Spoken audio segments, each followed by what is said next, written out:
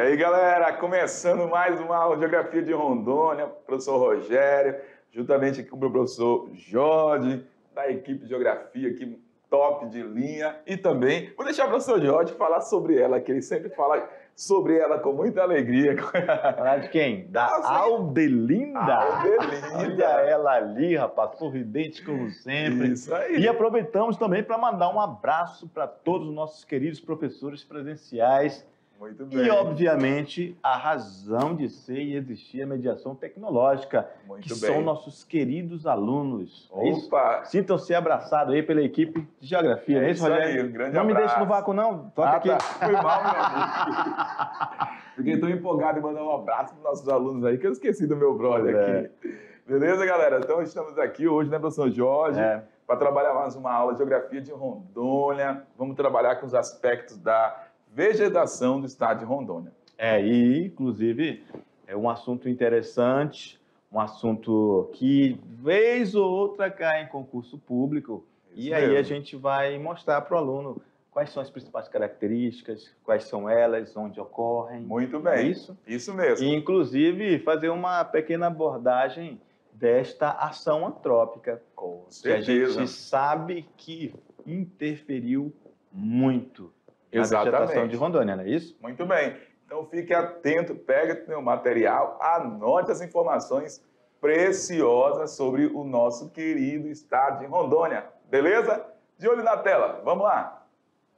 Aula 4.1, Geografia de Rondônia. Hoje nós iremos falar sobre vegetação de Rondônia. Falar sobre a biosfera, fazer uma pequena abordagem, né, sobre a Exatamente. biosfera.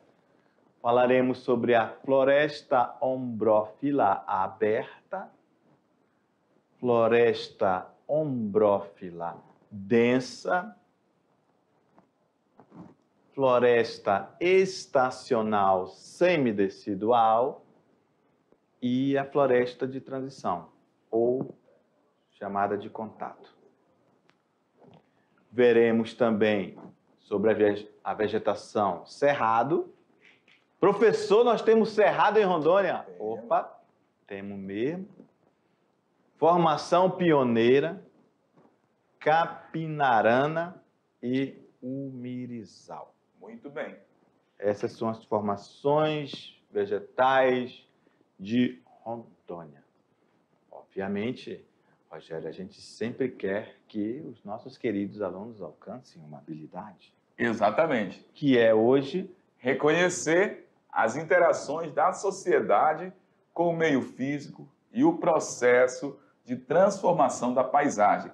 Tudo a ver com a nossa temática da aula. Tem alguma coisa a ver? Tudo a ver. Por que tem a ver? Porque estamos falando de vegetação e esse espaço antes da ocupação do homem era um espaço preservado. A partir do momento que esse homem chegou, instalou as linhas telegráficas, rodovias, projeto de colonização, essa paisagem foi sendo transformada. Então, hoje a gente tem uma paisagem transformada em boa parte do estado de Rondônia a partir da chegada do colonizador nessa região. Exatamente. Então, Rogério, essas interações da sociedade com o meio físico, meio físico, que nós estamos em geografia física, não é isso? Exato. Então, estamos em geografia física.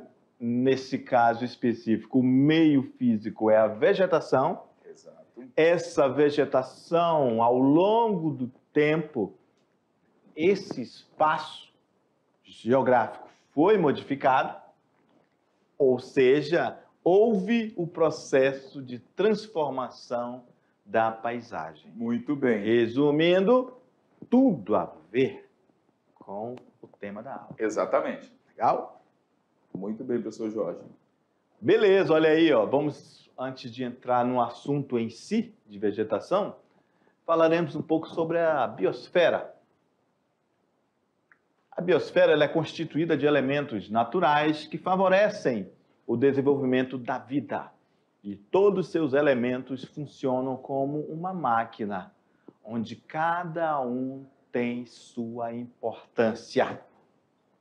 Nós poderíamos concluir dizendo que cada um tem a sua importância pré-definida. Exatamente. Ok? Beleza, agora vamos falar num contexto geral, a biosfera, estamos falando que é esse sistema imenso, isso que envolve várias formas de vida, entre elas a vegetação, entre elas a água, o ciclo hidrológico, entre elas os seres vivos, animais, inclusive nós. A pergunta que eu faço é, Rogério, se somos parte desse imenso sistema, nós dependemos dessa vegetação, Rogério? Com certeza. O ser humano depende? Depende, claro. O ser humano precisa da vegetação, além do ser humano também os animais. Isso, a paca precisa da vegetação? Com certeza. A onça precisa? Sem sombra de dúvida. A anta? Também. O jabuti? Também, professor. Fechou. Então, está tudo junto e misturado dentro desse imenso sistema chamado biosfera, onde se desenvolve a vida, não é isso? Exato. E todos eles interligados e interdependentes. Muito bem. É isso, Rogério? Exatamente. Beleza. E aí sim a gente pode falar sobre essa vegetação. Se, Rogério, estamos falando que a vegetação é parte da vida, as nossas vidas de animais dependem também dessa vida, desta vegetação. Exato. Não estamos falando que está tudo interligado? Tudo. E isso, mais uma vez, comprovando que também são interdependentes. Muito bem. Ok? Beleza, vamos lá. A vegetação nativa está ligada às características do clima. Rogério, o clima, ele interfere no tipo de vegetação? Com certeza. É? Porque dependendo do clima, nós teremos vamos colocar, uma quantidade maior de umidade numa determinada região, que vai contribuir para gerar um maior volume de precipitação, que vai interferir no tipo de vegetação que vai se desenvolver naquela área. Vem aqui comigo rapidamente, analisa a situação seguinte. Quando a gente analisa, vem aqui rapidamente, quando a gente analisa o tipo de vegetação e a relação da vegetação com a questão da latitude e das áreas climáticas da Terra. Então, quando a gente olha lá para o Equador, que é a zona intertropical da Terra, professor Jorge, lá a gente vai encontrar, galera, a vegetação de grande porte. Agora, quando eu olho lá para o extremo norte da Terra, o que eu vou encontrar? Uma vegetação mais rasteira, musgo, lynx, lá na tundra. E às vezes o aluno pode perguntar, por que eu não encontro essa vegetação de grande porte lá na tundra? Galera, pensa o seguinte, maior parte do período ali, é coberto por gelo. O clima é gelo, é frio demais. E o que vai acontecer? Quando chega no verão, é curto o verão, é 2, 3 meses, e aquela vegetação rasteira não tem tempo para se desenvolver. Então, quanto maior a latitude em relação a um ponto qualquer da superfície terrestre, menor será o porte dessa vegetação. Se está mais próximo do Equador, eu vou encontrar a vegetação exuberante, que geralmente é conhecida como tropical e equatorial. Que é o caso aqui da Amazônia, que a nossa floresta é equatorial. E só, obviamente, se você está falando de tundra, vale salientar e relembrar, em geografia geral, que ela é um tipo de vegetação muito nova, né? Muito jovem. Muito bem. No planeta. Exatamente. Não é isso? E então ela está nesse processo de desenvolvimento e se aperfeiçoando a viver naquele ambiente frio. Com certeza. Então, tudo a ver a relação, galera, da vegetação com o clima a partir desse exemplo que a gente trouxe para vocês. Beleza? Vamos lá, de olho na tela. Então, essa vegetação nativa que está ligada às características do clima, dessa forma, algumas espécies vegetais conseguem se desenvolver positivamente em condições climáticas de característica úmida, ao contrário de outras que se adaptam a condições mais secas. E no caso demos o exemplo daquelas que se adaptam a uma condição mais fria. Muito bem. É isso? Que é, no caso, a tundra. Aí, se a gente for colocar, por exemplo, aqui no Brasil, numa área mais semiárida, a caatinga, Isso. os cactos, né? Isso. E do deserto também, os cactos que se adaptam a esse clima mais seco também. Então, por isso que a gente fala que clima e vegetação está tudo relacionado. Ei, Rogério, vou te fazer uma pergunta. Você falou em cacto, né? Aquele espinho, né? Certo. Por que aquele espinho tem ali? Nosso aluno vai relembrar que ele viu lá em biologia. É como se fosse a folha do cacto. Exatamente. Porque ele não pode, como ele é de semiárido, ele não pode ser muito latifoliado como as das florestas equatoriais, exuberantes e verdejantes. Não pode, porque senão ele também gastaria muita água. Exatamente. Não é isso? Então Com ele só é certeza. aquele espinho ali. Aí ele é espinho e tem raízes profundas Profundas. para poder absorver. E fazer uma reserva de água, né? Com certeza. E aí, Beleza. professor Jorge, Ah, antes de passar para o nosso próximo slide, eu quero lembrar com os alunos só algumas informações em relação a biomas do Brasil. Quando a gente fala do bioma do Brasil, os principais são bioma amazônico, caatinga, cerrado, mata atlântica, pampa e pantanal. E Rondônia, grava aí, galera, anota aí. E Rondônia compreende 2 biomas do Brasil, que é o bioma amazônico, anote aí, ó, bioma amazônico e o bioma do cerrado. Só que 98% do estado de Rondônia compreende o bioma amazônico, beleza? Então, caatinga nós temos no Brasil, Rondônia, não. Temos aqui no Brasil pampa, não. É amazônico e o bioma do cerrado, sendo que maior parte de Rondônia compreende o bioma amazônico. Beleza, galera? Anota aí porque a gente vai aprofundar no próximo slide aspectos da vegetação de Rondônia. E você tem que saber a localização de Rondônia dentro dos biomas do Brasil, professor Jorge. beleza. Vamos lá no quadro, por favor, diretor. Rogério, meu amigo, você tá demais, Rogério, você tá demais. A vegetação de Rondônia, como o Rogério falou, ó, é constituído por 8 tipos de vegetação principais. Muito bem. A floresta ombrófila aberta, a floresta ombrófila densa, a floresta estacional semidecidual. Professor, que nome estranho. Pois é, não tem problema. Eu sei que você é jovem, tem a capacidade muito grande de gravar esses nomes aí. São Muito os bem. nomes técnicos, né, Rogério? Exatamente. É necessário. Com certeza. É assim que vem no concurso. Exato. Beleza? Depois vem floresta de transição ou contato, o cerrado, que o Rogério acabou de falar, formação pioneira, capinarana e o mirizal. Nós temos aí, ó, uma vegetação de Rondônia e uma visão geral, ok? As classes de cobertura e uso da terra em Rondônia, 2018. Se é 2018, podemos dizer, não, Rogério, que é relativamente jovem, né? Exatamente. Muito recente esse mapa.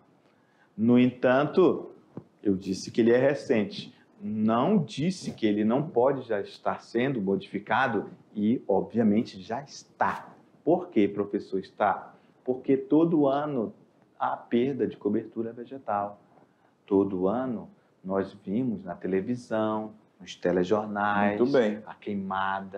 as queimadas para pastagem ou madeireira, tirando madeira de forma ilegal. Isso tudo vai gerando desmatamento, vai tirando a floresta, ok? Exatamente. Então, tá aí, ó, a cobertura vegetal de Rondônia. Essa parte mais verde que você vê aí, ó, é a vegetação florestal, ok?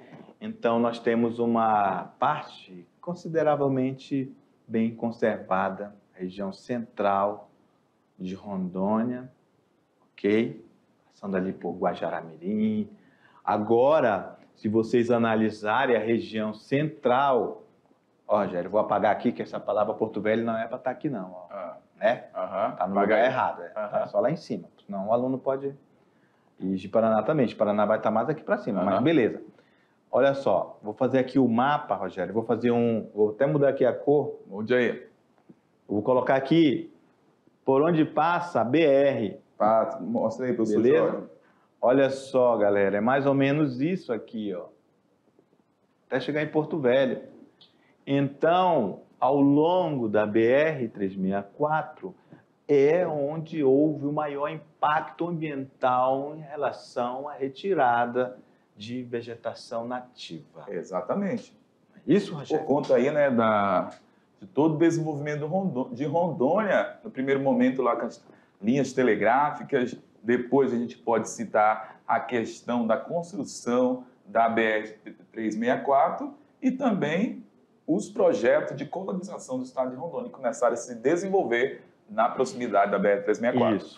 Isso ficou conhecido, Rogério, como espinha de peixe. Muito bem. Ao longo da BR, por justamente ficar parecido mesmo com uma espinha de peixe. Exatamente. É onde tem as vicinais, os ramais, as glebas, todas elas interligando com essa linha preta que eu estou colocando ali, que você pode entender como sendo o asfalto mesmo. Exatamente. É isso onde é o principal ponto para escoar a produção agrícola. Exatamente. Desses agricultores, desses pecuaristas. Não é isso, Rogério? Muito bem, professor. Querendo ou não, Rogério, muito importantes, né?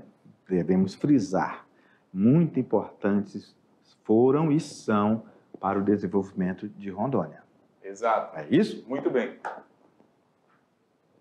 Então, Rogério, floresta ombrófila aberta. Vamos falar um pouquinho sobre a floresta ombrófila característica. Só uma curiosidade importante sobre a questão da floresta ombrófila.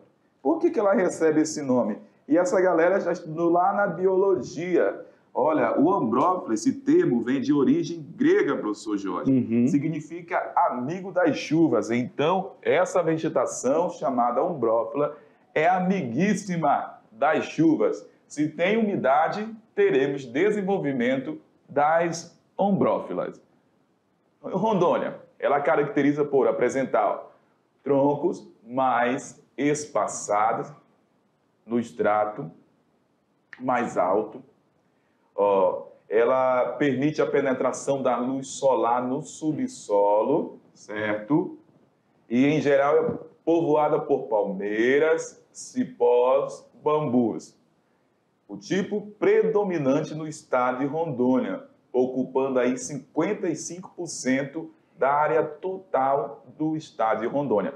Quando a gente fala de ombrófila, há subdivisão. Há ombrófila aberta e ombrófila fechada, que é mais densa. Então, em Rondônia, maior parte da vegetação é formada pela ombrófila aberta. Opa! Pera aí, Rogério. Isso é muito importante.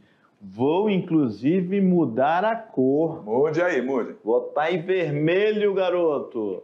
Floresta ombrófila aberta, ela é o quê?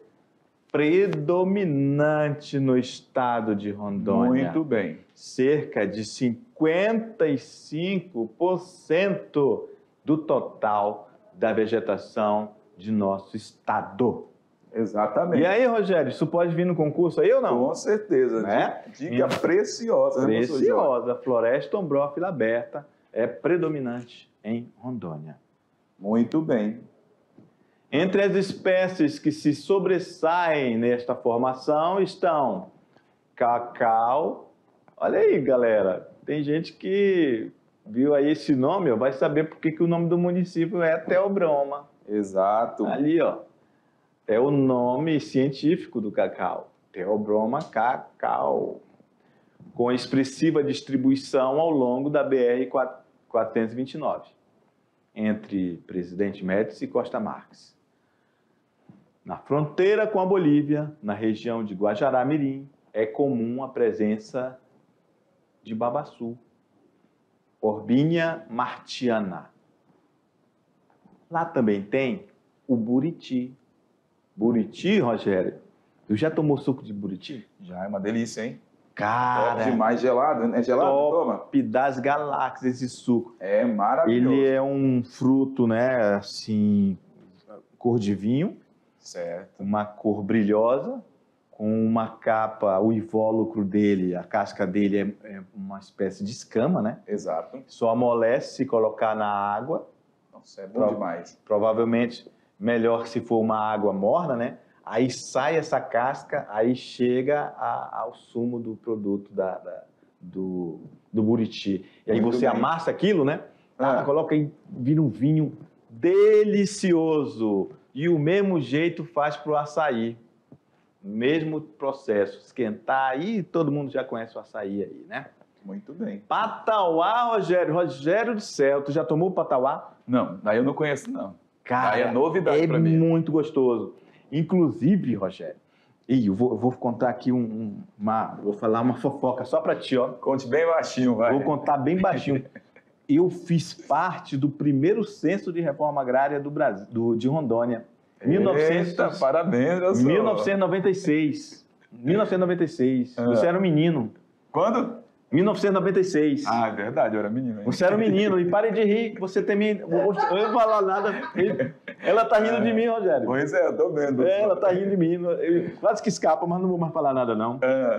Aí, Rogério, eu cheguei no sítio. Rogério do céu. Quando eu vi, cara, eu fiquei abismado, cara. Uns 5 pés de patauá. Os cachos já tinham todos caído e apodrecido no chão.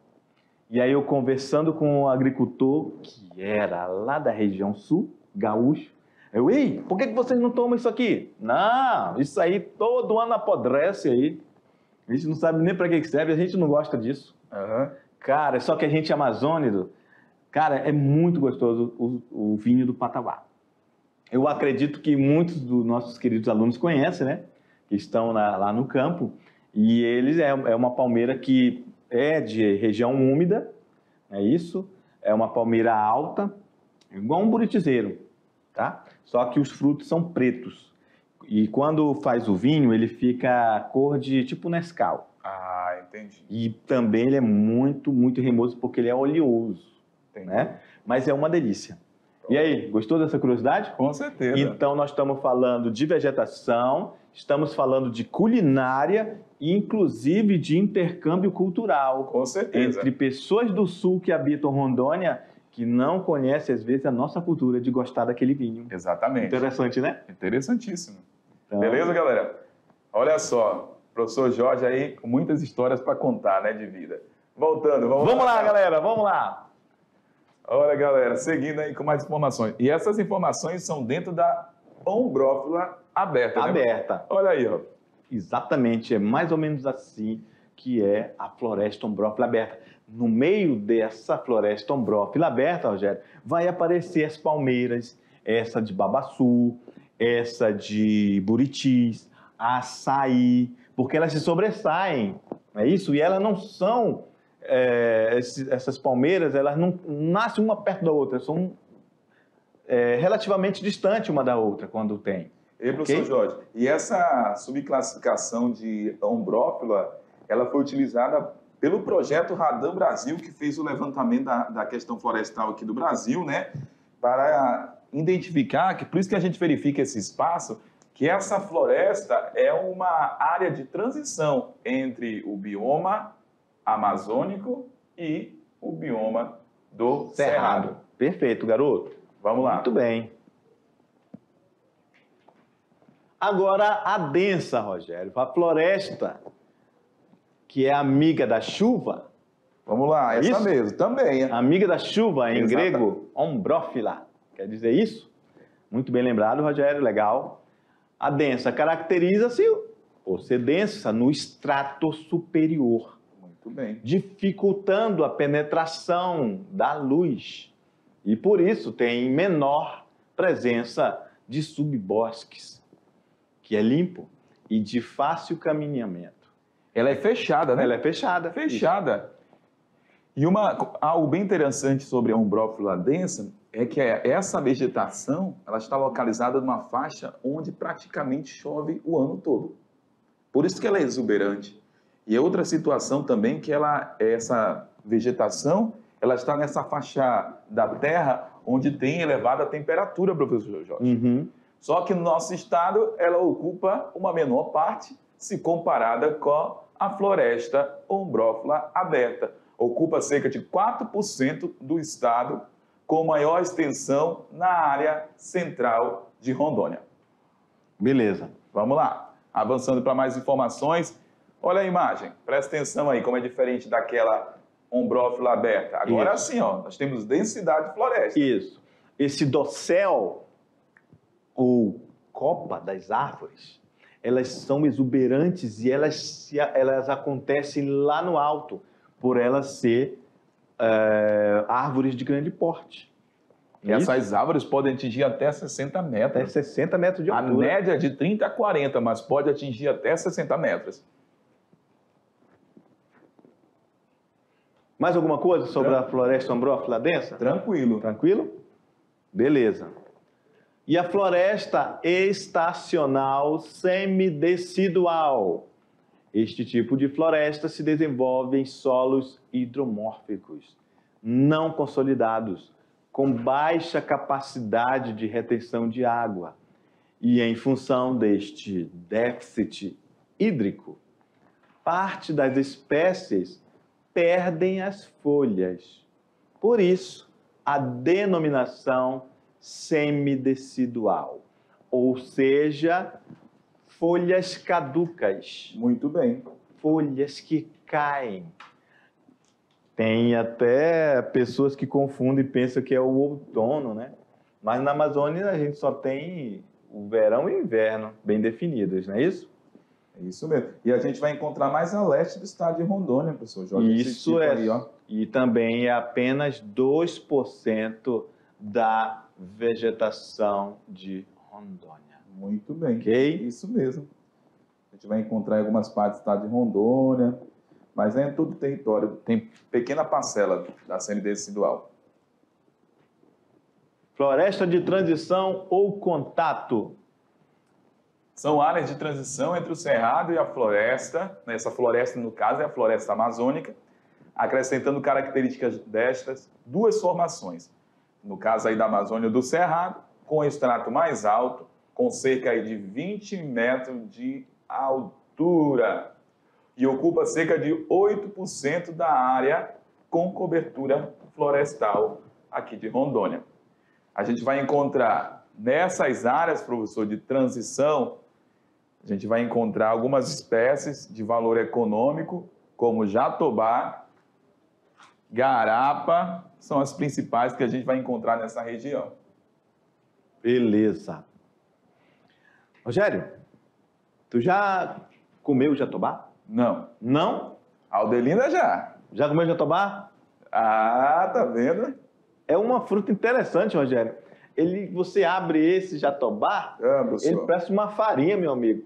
Você vai comendo, vira uma farinha, vira uma gosma na tua garganta. Se tu duvidar, tu se entala. Sério? Né? Tem que ter um copo com água do lado. Eu não comi jatobá ainda não, professor. Pois é. Beleza. Aí chegamos no cerrado. O cerrado. Vamos falar sobre o cerrado. O cerrado são formações vegetais com feições xenomórficas, produzidas por estacionalidade ou estresse edafoclimático de origem hídrica ou por saturação de alumínio e ferro. Isso quer dizer o quê? Isso quer dizer que este cerrado que vem ali da região central do Brasil, vem se aproximando aqui da Amazônia, Rogério, ele vem e ele realmente é os dois grandes biomas que nós temos aqui, como você disse. Exatamente. É o cerrado e o bioma amazônico. Muito bem.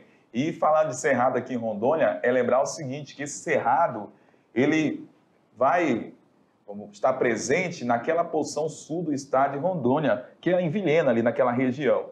E é bem interessante que o professor Jorge acabou de falar do cerrado, lá na região do Mato Grosso, na região central do Brasil.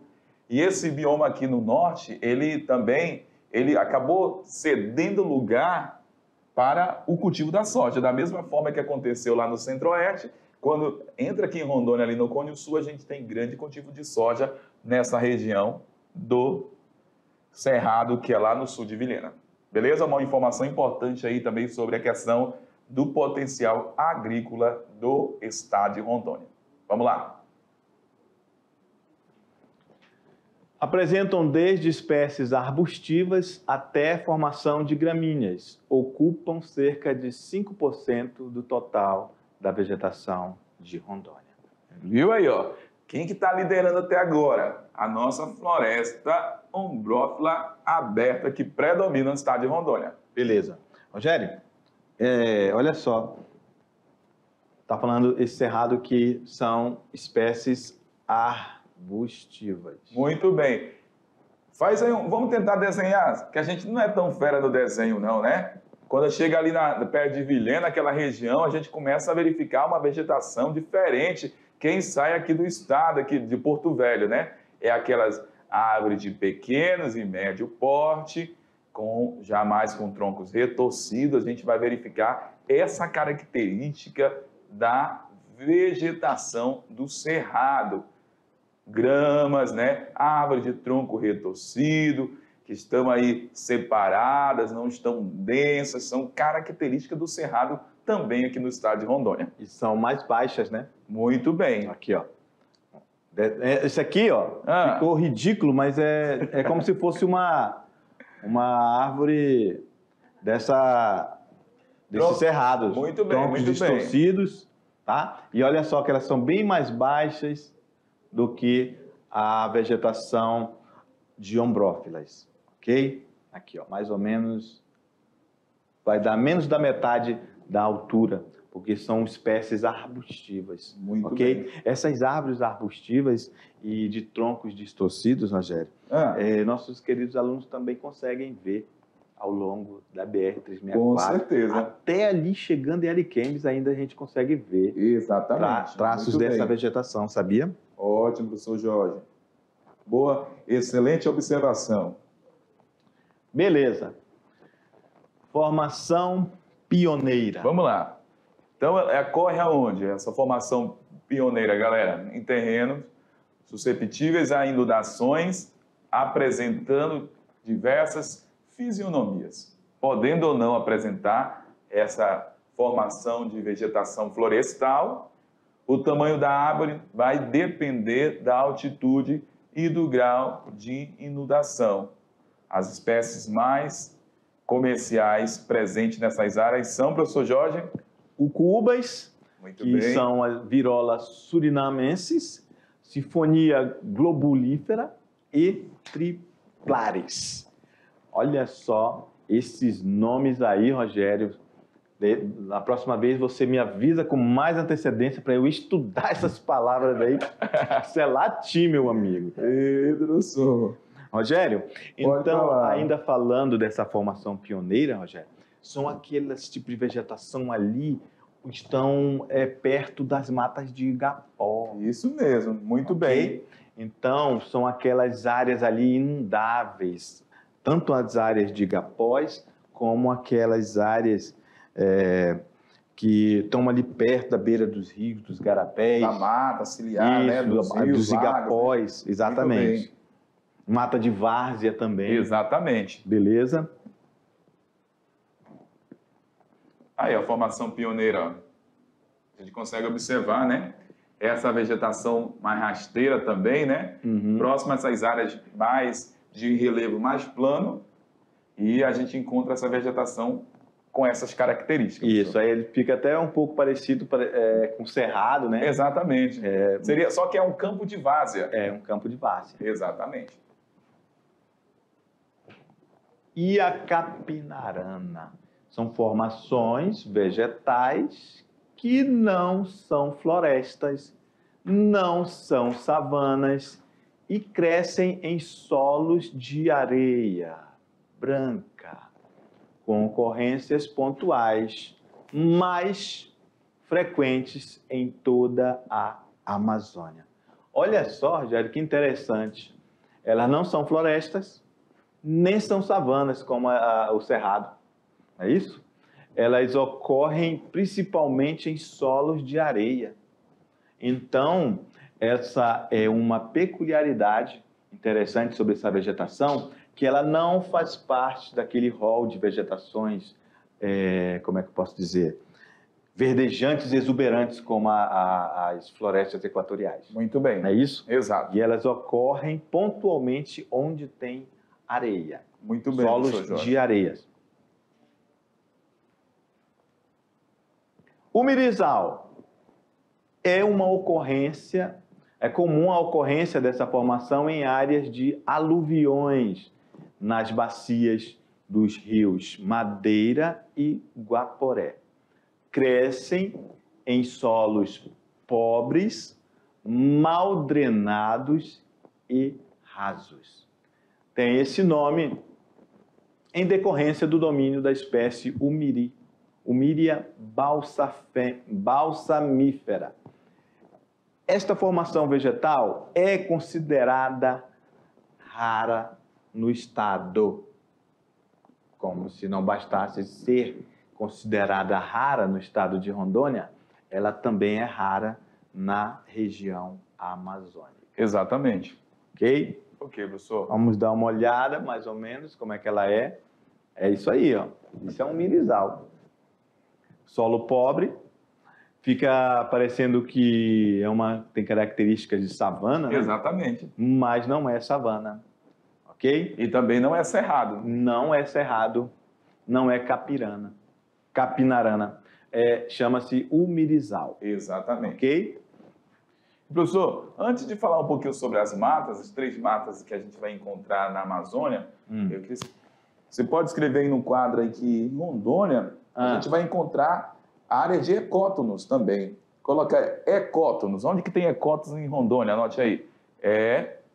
Ecótonos, para lembrar esse aluno que a gente está falando sobre vegetação. Ecótonos, a gente vai encontrar lá no Parque Nacional de Pacaás, lá ao longo da bacia do Rio Urupá. A gente vai encontrar o que é o ecótono. É a área de transição entre diferentes o quê? Espécies. Lá no Parque Nacional Pacaás. E aí, galera, a gente encontra nessa região a transição entre a floresta ombrófila, aberta e também o cerrado.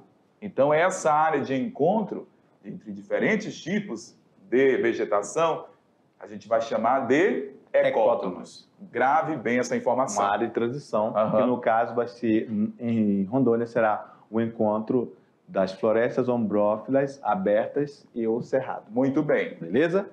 Show, fechou. Está muito presente lá no Parque Nacional Pacaás Novos. Exatamente. Vamos lá. E para finalizar, a gente traz para vocês aqui essa representação do tipo de mata dentro da floresta amazônica, que é a mata de terra firme, a mata de várzea e a mata de igapó. Vamos começar de igapó. Se você olhar de terra firme para igapó, nós temos uma área de declividade. Então, essa mata de igapó, ela permanece inundada o tempo todo, não é, professor Jorge? Então, essa espécie já está adaptada à água. Tudo bem até aí, galera? Isso, onde eu estou rabiscando aqui, galera, ó, ou seja, mesmo que passe o tempo da cheia, vai continuar inundada a mata de igapó. Exatamente. Temos a mata de várzea, que essa mata de várzea, em relação a igapó, está no terreno mais alto, mas é um terreno que está próximo do rio, que no período das inundações, o que vai acontecer? Vai alagar essa região florestal. Então, a gente tem a chamada mata de várzea, que é inundada durante o momento que aumenta o nível do rio com o aumento das precipitações. E, por fim, nós temos a mata de terra firme, que é esta mata que, ao longo do ano, independente das cheias dos rios, ela se mantém acima dessas inundações. Beleza, professor. E a terra firme, por estar no local mais alto, vem aqui com a gente, ela pode sofrer inundação. E aí, professor Jorge? De repente, galera, se for uma cheia extraordinária, como aconteceu em 2014, aí sim, né? Mas comumente ela não vai sofrer inundações. Por isso que ela é chamada de mata de terra firme. Fechou? Vamos ali, daqui a pouquinho a gente volta com vocês aí para fazer a revisão. Valeu, galera. Tchau. Tchau.